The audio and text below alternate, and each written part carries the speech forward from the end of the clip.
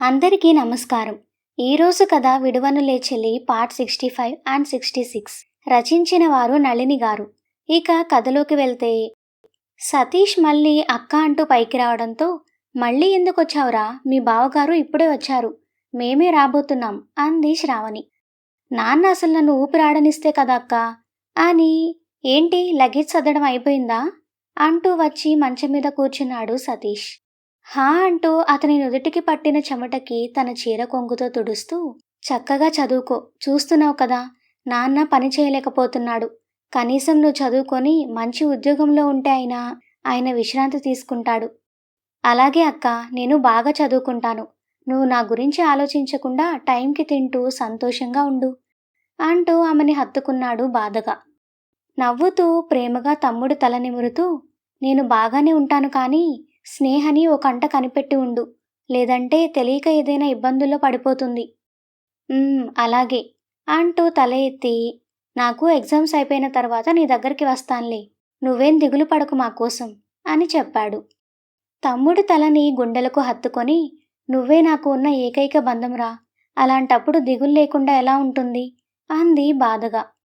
అలా అయితే నా చదువు అయిపోయిన తర్వాత జాబ్ కోసం అక్కడికే వస్తాను, అప్పుడు నువ్వు బాధపడాల్సిన అవసరం లేదు అంటూ ఆమె కళ్ళు తుడిచాడు.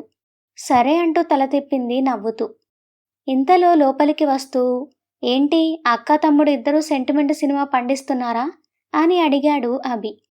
అదేం లేదు బావా, అక్క నన్ను మిస్ అవుతాను అంటుంటే నేను అక్కడికే వస్తాను చదువైపోయిన తర్వాత అని చెప్తున్నా అంటూ బెడ్ మీద నుండి లేచి నిలబడి, నేను కింద ఉంటాను, మీరు త్వరగా రండి అని చెప్పి అక్కడి నుండి వెళ్ళిపోయాడు సతీష్. ఓ, తమ్ముణ్ణి చూడకపోతే ఉండలేవు కానీ నేను లేకుండా మాత్రం ఉండాలని డిసైడ్ అయ్యి ఇక్కడికి వచ్చావా, చెప్తాను నీ సంగతి. అబ్బా అదేం లేదు అభిగారు, నాన్న కోపంగా రమ్మంటే ఏం చేయను. ఏంటే చేసేది, నా మొగుణ్ణి నా ఇంటిని వదిలి రాను అని చెప్పలేవా అంటూ డ్రెస్ వేసుకొని హెయిర్ సెట్ చేసుకున్నాడు. ఈసారి అలాగే చెప్తానులే కానీ త్వరగా పదండి, మళ్ళీ మనకి పడుకోవడం లేట్ అయితే పొద్దున్నే వెళ్ళలేము. చేతిలో దువ్వెన పక్కన పడేసి, ఏంటి ఇంకోసారి జరిగితే అలా అంటావా, చూడు పాపా, ఇంకోసారి ఇలాంటి పిచ్చి వేషాలు వేస్తే నిన్ను తీసుకురావడానికి చస్తే రాను, హ్యాపీగా ఇంకో పెళ్లి చేసుకుని సెటిల్ అయిపోతాను, కాబట్టి అలాంటి ఆలోచనలేం పెట్టుకోకు అంటూ చిన్న వార్నింగ్ ఇచ్చాడు అభి. అతని మాటలకి కోపంగా అతని వైపు చూస్తూ నిలబడింది శ్రావణి. ఏంటా చూపు, నీ చూపులకి భయపడే వాళ్ళెవరు లేరులే కానీ పద అంటూ తనే ముందు నడిచాడు అభి. మూతి తిప్పి తను కూడా వెనకే వెళ్ళింది శ్రావణి.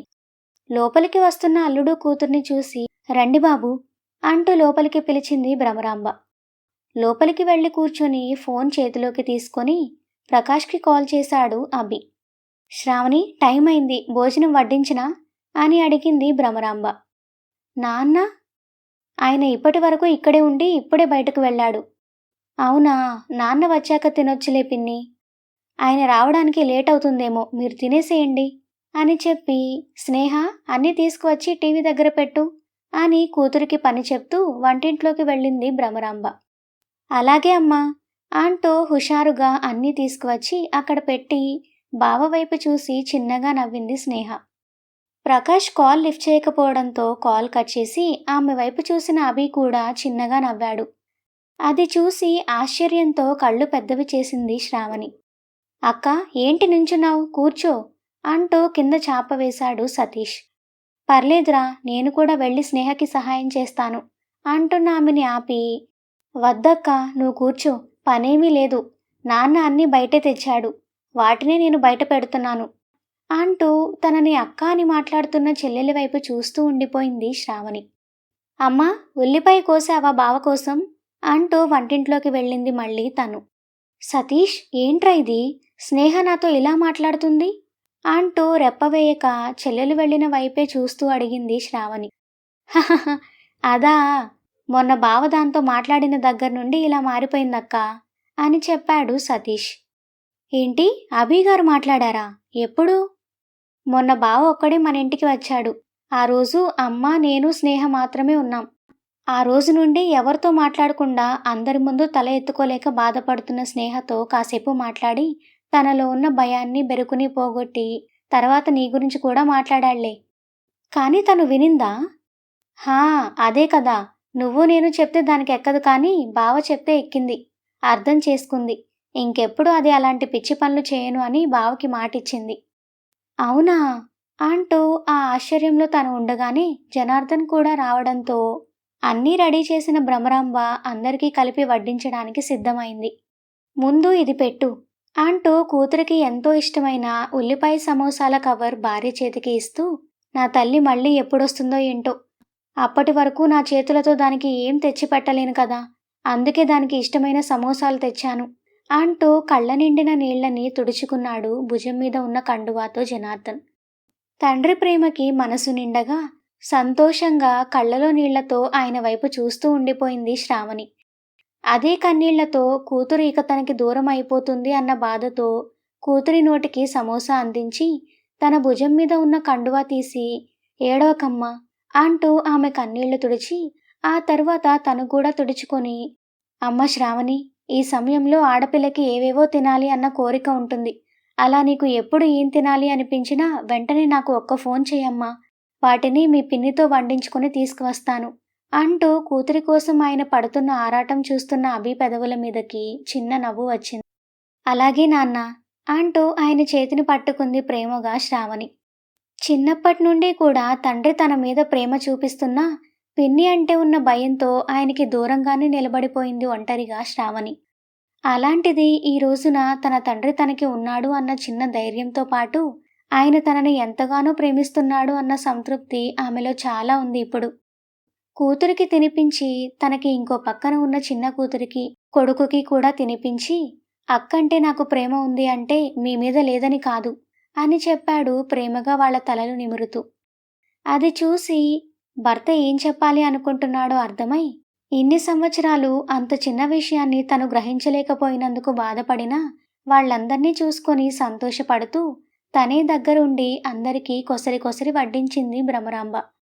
ఆ తర్వాత అందరూ మాట్లాడుకుంటూ కూర్చోగా ఫోన్ చూసుకుంటున్నట్టు అక్కడ కూర్చొని వాళ్ళ మాటలు వింటూ సంతోషంగా వాళ్లతో కలిసిపోయి ఏ బెరుకు భయం లేకుండా గడుపుతున్న శ్రావణిని చూస్తున్నాడు మధ్య మధ్యలో. అలా 10 గంటల వరకు వాళ్లతో గడిపి ఇక వెళ్దామా అన్న అభి పిలుపుకి ఆ అంటూ తల ఊపి పైకి లేచిన శ్రావణిని పట్టుకున్నారు తమ్ముడు చెల్లెలు ఇద్దరు. మొదటిసారి తను కావాలని అనుకునే ఇన్ని బంధాలు ఉన్నాయి అని తెలిసి చాలా సంతోషంగా ఉంది ఆమెకి.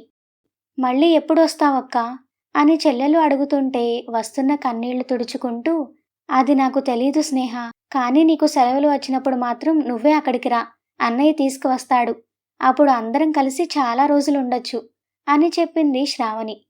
సరే అంటూ ఆమెని వదిలిపెట్టగా కూతురికి పసుపు కుంకుమ చీర గాజులు పూలు తీసుకువచ్చిన భ్రమరాంబ, అమ్మ శ్రావణి, నాకు తెలిసినంతలో మంచి చీర తెచ్చాను, నచ్చితే కట్టుకో, లేదంటే అంటూ భర్త వైపు చూసి, ఏమయ్యా డబ్బులివ్వు అని అడిగింది. ఆ అంటూ జేబులో ఉన్నంత వరకు ఎంత ఉన్నాయో చూసుకోకుండా సంతోషంగా ఇచ్చాడు జనార్దన్. అవి తీసుకొని వీటితో నీకు అల్లుడు గారికి నచ్చినవి కొనుక్కో అని చెప్పింది భ్రమరాంబ. ఆశ్చర్యంలో అయోమయంగా వాటిని చూస్తూ, ఇప్పుడు ఇవన్నీ ఎందుకు పిన్ని అంది శ్రావణి. మొదటిసారి పుట్టింటికి వచ్చావు, పెళ్లి తర్వాత అల్లుడికి కూడా మేం బట్టలు పెట్టలేదు కదా, అందుకే తీసుకోమ్మా అంది. దాంతో తన్నుకు వస్తున్న భావోద్వేగాన్ని అణుచుకుంటూ అభి వైపు చూసింది శ్రావణి. నీకు నచ్చితే తీసుకో అన్నట్టు కళ్లతో చెప్పిన అతని సైగలకి చిన్నగా నవ్వుతూ ఆమె నుండి వాటిని అందుకొని తండ్రి కాళ్ళకి ఆమె కాళ్ళకి దండం పెట్టింది శ్రావణి. నిండు పసుపు కుంకుమలతో కలకాలం చల్లగా ఉండు అని మనసులోనే దీవించారు వాళ్ళు. ఆ తరువాత వాళ్ళకి బాయ్ చెప్పి శ్రావణిని తీసుకొని అక్కడి నుండి వెళ్ళిపోయాడు అభి. ఇంటికి వచ్చేటప్పటికి అందరూ వీళ్ల కోసమే ఎదురు చూస్తూ ఉండడంతో, ఏంటి పడుకోకుండా అందరూ అలా కూర్చున్నారు అని అడిగాడు అభి. మీకోసమే అన్నయ్య. ఎందుకు మాకోసం? మీరు రేపు వెళ్ళిపోతున్నారు కదా, అందుకే కాసేపు అందరం సరదాగా మాట్లాడుకుంటూ నైటౌట్ చేద్దామని. ఏయ్, నీకేమైనా పిచ్చా? నిద్ర లేకపోతే రేపు మార్నింగ్ డ్రైవింగ్ ఎలా చేస్తాను? నా వల్ల కాదు, పైగా రాత్రి కూడా నిద్ర లేదు నాకు, కాబట్టి అందరూ పడుకోండి వెళ్ళి. అది కాదురా హరి, ఈ తొక్కలో ఐడియా నీదే అని నాకు తెలుసు, కానీ శ్రావణ్కి కూడా రెస్ట్ అవసరం. అది మాత్రమే కాదు, పిన్ని బాబాయ్ కూడా అలసిపోయి ఉంటారు, ఎందుకే వాళ్ళని ఇబ్బంది పెడతావు? అదేం లేదురా, ఇన్ని రోజులు ఏదో ఒక టెన్షన్తోనే సరిపోయింది. అసలు మీరు వచ్చింది కూడా తెలియలేదు. అందుకే మేము కూడా హరి చెప్పగానే సరే అన్నాం. కానీ నువ్వు చెప్పింది కూడా నిజమే. అసలే చాలా దూరం వెళ్ళాలి. నిద్ర లేకపోతే ఎలా? వెళ్ళండి, వెళ్ళి పడుకోండి అంటూ కొడుకు కోడల్ని పంపించేసింది నాగమణి. మమ్మీ, కొడుకు వచ్చే వరకు నా మాట విన్నావు. ఇప్పుడేమో అన్నయ్య మాటకి సరే అంటున్నావు. మరీ నా మీద ప్రేమ ఇంత తక్కువ నీకు? పళ్ళు రాలుతాయి. ఎల్లుండి అల్లుడు గారు వస్తే నువ్వు వెళ్ళాలి. అంటే రేపు నేను సారకి కావాల్సినవన్నీ రెడీ చేసుకోవాలి. కాబట్టి నోరు మూసుకుని వెళ్ళు అని. బావగారు, మీ గదిలో మంచినీళ్లు పెట్టాను. ఇక మీరు వెళ్ళి పడుకోండి అని చెప్పి తన గదిలోకి వెళ్ళిపోయింది నాగమణి. తన ప్లాన్ అట్టర్ ఫ్లాప్ అయినందుకు ఏమీ చేయలేక చివరికి వాళ్ళ ఆయనకి ఫోన్ చేసి వాయించేసింది హరిత.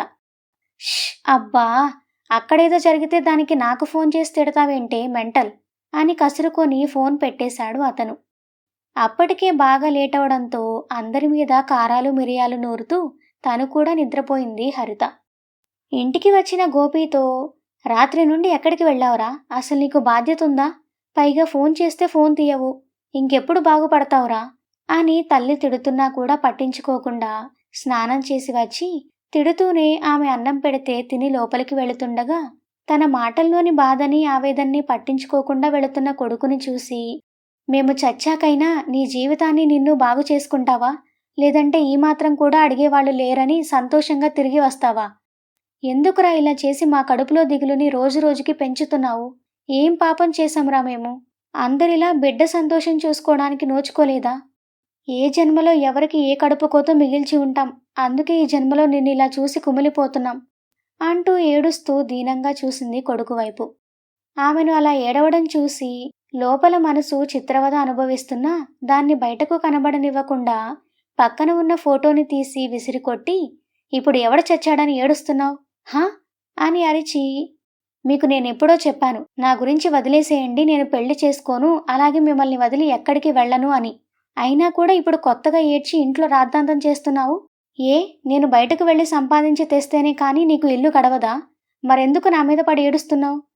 పోని నేను చస్తాను, అప్పుడైనా మీకు దిగులు తీరుతుందేమో చూసుకోండి అంటూ విసురుగా లోపల గదిలోకి వెళ్ళి తలుపులు వేసుకున్నాడు గోపి. దాంతో ఆమెకి భయం వేసి, అయ్యో నామతి మండ, నేనెందుకిలా చేశాను అనుకుంటూ ఏడుస్తూ వెళ్ళి, అయ్యా గోపి, నేనేదో వాగేశాన్రా, నువ్వవన్నీ ఏం మనసులో పెట్టుకోకు. నువ్వన్నట్టు సంపాదిస్తేనే కొడుకు కాదు నాయనా, ఏదో పెద్ద వయసు, నువ్వు కూడా పిల్లా పాపలతో సంతోషంగా ఉండాలని నోటికొచ్చినట్టు వాగాను. అది పట్టించుకొని నా కడుపున చిచ్చు పెట్టకురా, నేను బ్రతకలేను నాయనా అంటూ తలుపులు బాదుతూ ఏడుస్తూ అక్కడే కూలబడింది. అలా ఎంతసేపు ఏడ్చిందో తెలియదు కానీ కొడుకు తలుపులు తీయకపోవడంతో భయం వేసి ఎవరినైనా తీసుకువచ్చి తలుపులు పగలగొట్టించాలని బయటకు వెళ్ళబోతుండగా ఎదురు వచ్చాడు భర్త. ఆయన్ని చూడగానే కొండంత ధైర్యం రావడంతో, ఏమయ్యా వచ్చావా? త్వరగా రా అయ్యా, గోపి కోపంగా లోపలికి వెళ్ళి తలుపులు వేసుకున్నాడు అంటూ ఆయన చేతిని పట్టుకుని గబగబా కొడుకు గది వైపు ఈడ్చుకు వెళ్ళింది.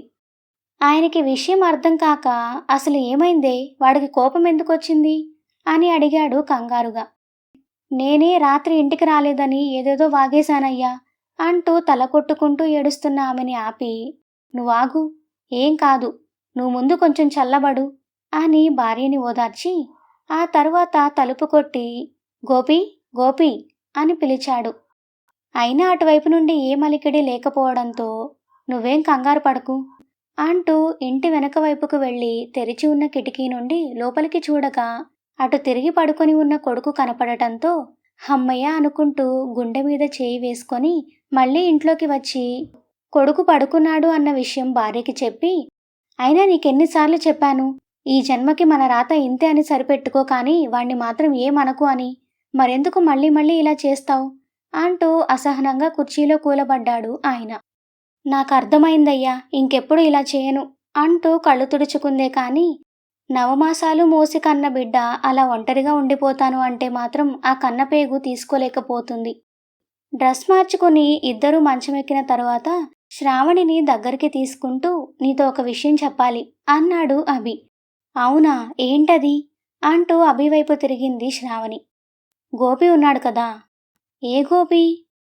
అదేనే, నిన్ను ప్రేమించానని చెప్పాడన్నావు. ఆ మాట వినగానే ఒక్క క్షణం శ్రావణిలో భయం మొదలై, ఇప్పుడు అతని గురించి ఎందుకు చెప్తున్నారు అభిగారు అని అడిగింది భయం భయంగా. ఉఫ్, ముందు నువ్వు ఆ భయపడ్డం మానేసి నేను చెప్పేది పూర్తిగా విను. దాంతో చేతులు రెండు గట్టిగా నొక్కుకుంటూ చెప్పండి అంది మెల్లగా. ఆమె తీరుని చూస్తూనే గోపీకి తనకి పరిచయం దగ్గర నుండి పొద్దున వరకు అంతా చెప్పి, వాడు చాలా మంచివాడు శ్రావణి, నువ్వు భయపడాల్సిందేమీ లేదు అని ఆమె నొక్కుకుంటున్న చేతులని విడిపించి తన చేతుల్లో బంధించి ముద్దు పెట్టాడు. మీరేం చెప్తున్నారు అభిగారు? మన పెళ్లికి కారణం స్నేహనా? అందుకే అతను అలా చేశాడా అని అడిగింది.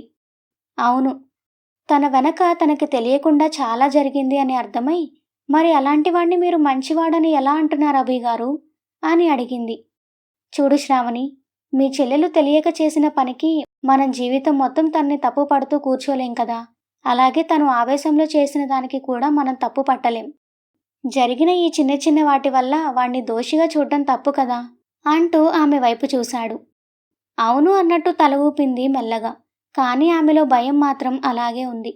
కారణం, శ్రావణి కనపడగానే గోపి తన వైపు ఆరాధనగా చూస్తుంటే అతని మీద ఉన్న తప్పుడు అభిప్రాయం వల్ల ఆమెకి అది వేరేలా అనిపించడమే. ఆమె ఆలోచనలో ఉండడం చూసి ఏమైంది అని అడిగాడు అభి. అతని మాటకి ఆ అంటూ ఉలిక్కిపడి ఏం లేదు, ఇప్పుడు మీరెందుకు అతని గురించి చెప్తున్నారు అని అడిగింది తల ఎత్తి అభి వైపు చూస్తూ. ఆమె కళ్ళలో కనబడుతున్న కంగారుకి ఆమె వెన్ను మీద చేయి వేసి మెల్లగా నిమురుతూ, ఎందుకంటే వాడు రేపు మనతో పాటు బెంగళూరు వస్తున్నాడు, అలాగే మన ఇంట్లోనే ఉంటాడిక అని చెప్పాడు అభి. అంతే, టక్కున లేచి కూర్చొని, ఎందుకు అభిగారు, అతను మన ఇంటికి రావడం ఏంటి అని అడిగింది భయంగా.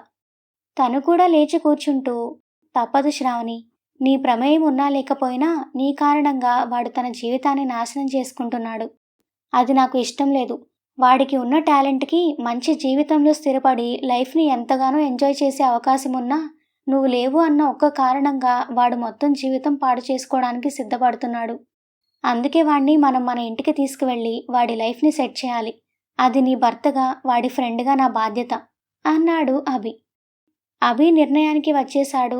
ఇక తను ఏం చెప్పినా తనని ఒప్పించడానికి చూస్తాడు, కానీ తన నిర్ణయం మాత్రం మార్చుకోడు అని అర్థమై ఏం చేయాలో అర్థం కాక అతనితో తనకి ఏదైనా సమస్య ఉంటుందేమో అనుకుంటూ ఉండగా, ఏం ఆలోచిస్తున్నావు అన్న అభి మాటకి ఏం లేదు అంటూ తల అడ్డం తిప్పి, మీరేం చేసినా బాగా ఆలోచించి చేస్తారు కదా అభిగారు, మీ ఇష్టం అంటూ అతని గుండెల్లో ఒదిగింది శ్రావణి తన భయాన్ని లోపల దాచేస్తూ. మార్నింగ్ అలారం పెట్టుకొని లేచి రెడీ అయ్యారు అభి శ్రావణి. అంతా ఓకే అనుకున్న తర్వాత అభి లగేజ్ మొత్తం కింద పెట్టేసి మళ్ళీ పైకి వెళ్ళి శ్రావణిని తీసుకుని వచ్చాడు. అప్పటికే నాగమణి దేవుడికి పూజ చేసి పిల్లలకి హారతి ఇచ్చింది. దానిని కళ్ళకు అద్దుకొని, పిన్ని డాడీ ఎక్కడా అని అడిగాడు బయటకు రాని శరత్ కోసం. నేనిక్కడే ఉన్నాను అంటూ బయట నుండి పాల బాటిల్స్తో వస్తున్న ఆయన్ని చూసి, డాడీ మీరేంటి ఇంకా అలాగే ఉన్నారు, త్వరగా రెడీ అవ్వండి అన్నాడు అభి. లేదురా, నేను కొన్ని రోజులు ఇక్కడే ఉంటాను. అదేంటి డాడీ, ఎందుకు? ఏం లేదు, పంట మధ్యలో ఉంది. మీ బాబాయ్ హెల్త్ కొంచెం అప్సెట్ అవుతూ ఉంది, అందుకే వాడికి కొంచెం రెస్ట్ ఇద్దామని. అవునా, మరి నాకు చెప్పలేదే. బాబాయ్, హాస్పిటల్కి వెళ్దాం, రెడీ అవ్వు. వద్దులే అభి, అంత అవసరం లేదులే, నేను బాగానే ఉన్నాను.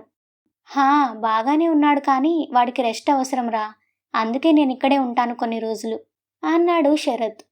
దాంతో ఇంకేం మాట్లాడలేక సరే అని, పిన్ని హరి ఎక్కడా? అదింకా లేవలేదభి. అవునా అంటూ అభి హరిత రూంలోకి వెళ్ళగా తన వెనకే శ్రావణి కూడా వెళ్ళింది. ముందు రోజు రాత్రి చెల్లెల్ని డిసప్పాయింట్ చేయడం గుర్తు వచ్చి నిద్రపోతున్న ఆమె నుదుటికి ముద్దు పెట్టి సారీ చెప్పి ఆ పక్కనే తన కోసం తెచ్చిన రింగ్ బాక్స్ పెట్టాడు అభి. అది చూసి నవ్వుతూ అభి చేతిని పట్టుకుంది శ్రావణి. ఆమె వైపు చూసి నవ్వుతూ ఆమె చేతిని పట్టుకొని బయటకు తీసుకురాగా జనార్దన్ వాళ్ళు కూతురు కోసం చేసిన సారె తీసుకొని వచ్చారు. అది చూసి అవన్నీ ఏంటి అని అడిగాడు అభి. ఆడపిల్ల తల్లి కాబోతుందని తెలిసిన తర్వాత పుట్టింటి నుండి వచ్చే సారె బాబు అని చెప్పింది భ్రమరాంబ. కానీ అన్నెందుకు? ఉండనివ్వు బావా, మా అక్కకేమైనా తినాలి అనిపిస్తే తింటుంది అన్నాడు సతీష్. మీ అక్క తినవలసిన వాటిని టైంకి తింటే చాలు బామర్ది అని అందరికీ బాయ్ చెప్పి కారెక్కాడు అభి. ఇంతలో జనార్దన్, శరత్ కలిసి లగేజ్ మొత్తం కారులో పెట్టగా అందరికీ బాయ్ చెప్పి తండ్రి దగ్గరికి వచ్చి తన బాధని కంట్రోల్ చేసుకోలేక ఏడుస్తూ వెళ్ళొస్తాను నాన్న అంది శ్రావణి. అలాగేనమ్మా, జాగ్రత్త. నీకేదైనా అవసరమైతే వెంటనే ఫోన్ చేయి అంటూ కూతుర్ని గుండెలకి హత్తుకున్నాడు జనార్దన్. మొదటిసారి శ్రావణి వెళుతున్నందుకు బాధగా ఉండడంతో భ్రమరాంబ కళ్ళు కూడా వర్షించగా ఆమె తల మీద చేయి వేసి నిమురుతూ జాగ్రత్త శ్రావణి అని చెప్పింది.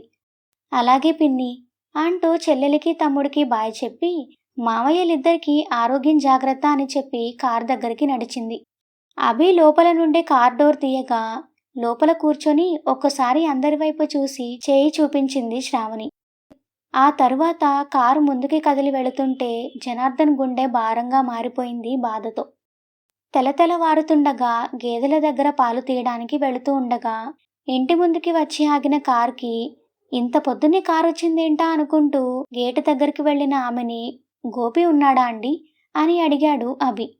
ముందుగా కనపడ్డ శ్రావణిని చూసి గుర్తుపట్టినా అభి ఎవరో తెలియక ఉన్నాడు బాబు, కానీ నువ్వెవరు అని అడిగింది ఆమె.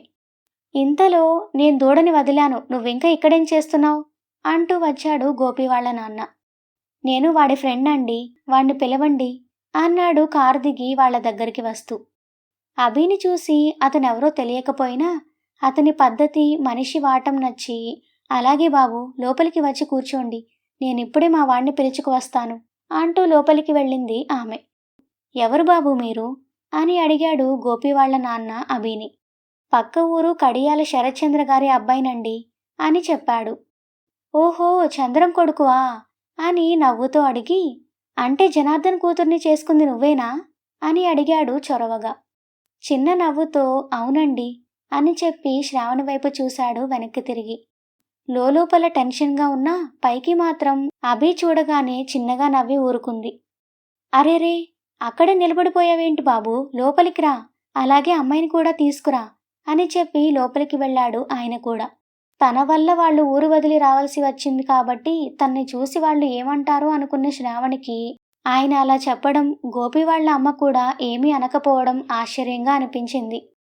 లోపలికి వెళ్ళి కొడుకు ఉన్న గది తలుపులు కొట్టబోయిన ఆమెకి తను కొట్టకుండానే తెరుచుకున్న తలుపులకి, ఆ తరువాత ట్రాలీతో బయటకు వచ్చిన కొడుకుని చూడగానే చేతిలో ఉన్న పాలగిన్నె తెలియకుండానే జారిపోగా కన్నీళ్లతో చూస్తూ ఉండిపోయింది. అబ్బబ్బా, ఏంటే ఎప్పుడు ఏదో ఒకటి పడేస్తూనే ఉంటావు అంటూ అక్కడికి వచ్చిన గోపి వాళ్ళ నాన్న కూడా నీట్గా షేవ్ చేసి హెడ్ బాత్ చేసిన హెయిర్ని చక్కగా దువ్వి ఐరన్ చేసిన షర్టు ప్యాంట్తో చాలా హుందాగా, ఎంతో అందంగా ఎప్పుడో కాలేజ్ రోజుల్లో చూసిన కొడుకు మళ్ళీ కళ్ళ ముందు కనిపిస్తుండగా అలాగే చూస్తూ ఉండిపోయాడు. గోపి, ఏంట్రా ఇదంతా అంటున్న తండ్రి గొంతులో ఆర్ద్రత అతనికి స్పష్టంగా తెలుస్తుంటే, నేను జాబ్ కోసం వెళుతున్నాను నాన్న అని చెప్పాడు అతను. ఏంటి, జాబ్ కోసం వెళుతున్నావా? ఎక్కడికి? బెంగళూరు. అవునా అన్నాడు ఆనందం ఆశ్చర్యం కలిసిన గొంతుతో ఆయన. ఆ మాట విని గోపి వాళ్ళ అమ్మకి కూడా మొదట సంతోషంగా అనిపించినా కానీ తరువాత తను నిన్న అన్న మాటలకి కొడుకు అలిగి వెళుతున్నాడేమో అనే భయం పుట్టడంతో, గోపి, నిన్న నేను అన్న మాటలకి కానీ వెళుతున్నావా? వద్దయ్యా, దానికోసమైతే అసలు నువ్వెక్కడికి వెళ్ళొద్దు, ఇక్కడే మా కళ్ళ ముందే ఉండు, నాకదే సంతోషం. నిన్న నాకు ఏదో పిచ్చి పట్టింది, అందుకే అలా వాగేశాను అంటూ బాధగా కన్నీళ్లు పెట్టుకుంటున్న ఆమెను చూసి ట్రాలీ వదిలేసి తల్లి దగ్గరికి వెళ్ళి, లేదమ్మా, నువ్వేం తప్పుగా అనలేదు, మీ కోరికలో న్యాయం ఉంది, అది నేనే అర్థం చేసుకోలేదు ఇన్ని రోజులు, అనవసరంగా మిమ్మల్ని బాధ పెట్టాను, ఇక అలా జరగదు, మీరు సంతోషంగా ఉండండి, జాబ్ వచ్చిన తర్వాత మిమ్మల్ని కూడా తీసుకువెళ్ళిపోతాను, మీరు నా గురించి దిగులు పడకండి అని వాళ్ళకి ధైర్యం చెప్పి ఇద్దరి దగ్గర ఆశీర్వాదం తీసుకొని వాళ్ళు సంతోషంగా తన్ని చుట్టేయడంతో మనస్ఫూర్తిగా వాళ్ళని హత్తుకొని కాసేపటికి బయటకు వచ్చాడు అతను. తన వెనకే వాళ్ళు కూడా వచ్చారు. శ్రావణి కారులోనే ఉండగా తను మాత్రం గేట్ లోపల నిలబడ్డ అభి ఎప్పుడూ లుంగీ షర్ట్లో చూసిన గోపిని కొత్తగా డీసెంట్ లుక్లో చూడడంతో చిన్నగా నవ్వుతూ హీరో అంటూ అతని భుజం మీద చేయి వేశాడు. అతని చేతిని విదిలించి, నేను నీకోసమేమీ రావడం లేదు అన్నాడు విసుగ్గా. ఆహా, అవునా, సరేలే, దేనికో దానికి వస్తున్నావు కదా, ఇక పద బయలుదేరదాం అంటూ అతని ట్రాలీని తీసుకువెళ్ళి డిక్కీలో పెట్టి శ్రావణి వైపు డోర్ తీసి తనని వెనక్కి వెళ్ళి కూర్చోమని చెప్పాడు. ఏ ఏం అవసరం లేదు, తనని ముందే ఉండనివ్వు, నేను వెనక కూర్చుంటాను అన్నాడు గోపి. అవసరం లేదు, వెనక కూర్చొని హాయిగా రెస్ట్ తీసుకుందాం అనుకున్నావా? నేను స్ట్రెయిన్ అయినప్పుడు మధ్యలో ఎవరు డ్రైవ్ చేస్తారు? అందుకే సేఫ్ సైడ్ చూసుకుంటున్నాను అన్నాడు అభి. నాకు తెలుసు నువ్వు ఊరికే ఏదీ చేయవని, బయటకు కనపడవంతే. ఏడవకు, నువ్వే కూర్చో ఇక్కడ, నేనే డ్రైవ్ చేస్తాను అంటూ డ్రైవింగ్ సీట్ వైపు వెళుతూ పేరెంట్స్కి ఒకసారి బాయ్ చెప్పి వెళ్ళిపోయాడు గోపి. గోపిని చూడగానే మొదలైన టెన్షన్కి వణుకుతున్న కాళ్ళు చేతులకి మెల్లగా కిందకి దిగిన శ్రావణి భుజం మీద చేయి వేసి కళ్ళతోనే ధైర్యం చెప్పి తనని వెనక కూర్చోపెట్టి, నీకు అలసటగా ఉంటే పడుకో అని చెప్పి డోర్ వేసేశాడు అభి. అసలు అభికి గోపికి పరిచయం ఎలా అయిందో, ఎప్పుడు ఇంత క్లోజ్ అయ్యారో అర్థం కాక వాళ్ళు మాట్లాడుకుంటున్న వెటకారపు మాటలని అయోమయంగా వింటున్న గోపి పేరెంట్స్ ఇద్దరూ కూడా అభి దగ్గరికి వచ్చి, బాబు నీ గురించి మాకేం తెలియదు, కానీ మా వాడు మాట్లాడుతున్న దాన్ని బట్టి వాడితో నీకు బాగా పరిచయం అని అర్థమవుతుంది. ఇన్ని రోజులు కొడుకు జీవితం గురించి ఆలోచించి ఆలోచించి ఇక అది మాకు కలే అని అలసిపోయాం బాబు. కానీ ఈరోజు వాడు అనుకోకుండా ఇలాంటి నిర్ణయం తీసుకున్నాడు అంటే అది నీ వల్లే అని మాకు అర్థమైంది. నీ రుణం ఈ జన్మలో తీర్చుకోలేం బాబు. ఉన్న ఒక్కగానొక్క కొడుకు జీవితం ఎటూ కాకుండా పోయింది అన్న బాధని లోపల దాచుకొని వాడి కోసం పైకి నవ్వుతూ నటించాం. ఇక మాకు ఆ అవసరం లేకుండా చేశావు. చిన్నవాడివైపోయావు బాబు, లేదంటే చేతులెత్తి నమస్కారం చేసేవాళ్ళం అంటున్న వాళ్ళని ఆపి, ప్లీజ్ మీరలా అనకండి, మీరు పెద్దవాళ్ళు, అయినా దీనిలో నేను చేసింది కూడా ఏం లేదు అంటూ ఉండగా హారన్ కొట్టాడు గోపి. దాంతో ఓకే, మీరు జాగ్రత్తగా ఉండండి, ఏదైనా అవసరమైతే నాకు కానీ గోపికి కానీ ఫోన్ చేయండి అని చెప్పి వెళ్ళి కారులో కూర్చున్నాడు అభి. ఆ మరుక్షణం కారు ముందుకి కదలగా, ఏం మాయ మాటలు చెప్తున్నా వాళ్ళకి అని అడిగాడు చిరాకుగా గోపి. నీకు చెప్పాల్సిన అవసరం లేదనుకుంటా, స్లోగా డ్రైవ్ చేయి, గుంటలుంటాయి చూసుకో, అసలే మా ఆవిడ ప్రెగ్నెంట్ అంటూ హాయిగా వెనక్కి వాలాడు సీట్లో. ఆహా, అప్పుడు నువ్వే డ్రైవ్ చేయొచ్చుగా అన్నాడే కానీ శ్రావణి కోసం జాగ్రత్తగా డ్రైవ్ చేస్తూనే ఉన్నాడు. అది గమనించి, నువ్వు చిన్నప్పటి నుండి ఇలా తేడాగానే ఉంటావా, లేదంటే మధ్యలో ఎవరైనా చేతబడి గట్రా చేస్తే పిచ్చిపట్టి ఇలా సగం పిచ్చోళ్ళ అయిపోయావా అని అడిగాడు నవ్వుతూ అభి. ఆ మాటకి ఎవడికి పిచ్చి, నీకే పిచ్చి, అందుకే సంబంధం లేకుండా మాట్లాడతావు అంటూ పెద్దగా అరవబోయి వెనక ఉన్న శ్రావణి వైపు చూసి వాయిస్ తగ్గించి చిన్నగా దవడలు బిగించి కోపంగా అన్నాడు. ఇలా మొదలైన వీళ్ల ప్రయాణం ముందు ముందు ఎన్ని మలుపులు తిరగబోతోందో చూడాలంటే ఈ వీడియోని లైక్ చేసి కామెంట్ చేయండి. అలాగే ఇప్పటివరకు మన ఛానల్ని సబ్స్క్రైబ్ చేసుకోకుండా చూస్తున్నట్లయితే వెంటనే సబ్స్క్రైబ్ చేసుకోండి. Thank you for listening.